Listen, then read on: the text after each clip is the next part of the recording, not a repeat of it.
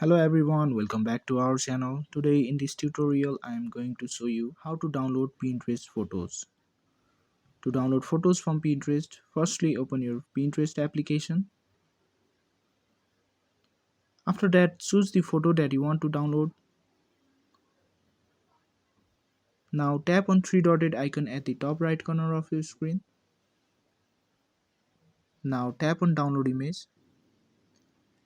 You can see the image downloaded pop up at the top of your screen. Now check on your gallery. You can see that our image have been downloaded. This is how you will be able to download images from Pinterest. If you found this video to be helpful, go ahead and give us a like. Also, don't forget to subscribe to our channel and press that notification bell so that you will never miss another upcoming videos from us. Thank you and see you in next video.